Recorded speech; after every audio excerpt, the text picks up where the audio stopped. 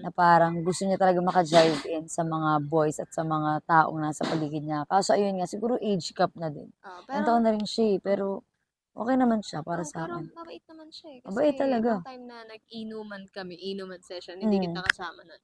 Mabait siya. Naano niya talaga ako na kinakausap niya ako na mm. sabi niya, ang bait mo pa, sabi ng asawa ko, ang bait mo daw, ganun, ganun, ganun, Eh, mga ganyan, ganyan. So, feeling ko talaga makakasundo ko siya and ayun, so ako makakasundo ko si Kuya Ryle. makakasundo. Ako Ah. din. Next, ikaw na magbigay ng name. Ako pa rin. Hindi, ako naman. Go. Kay Lloyd. Lloydie. Lloyd.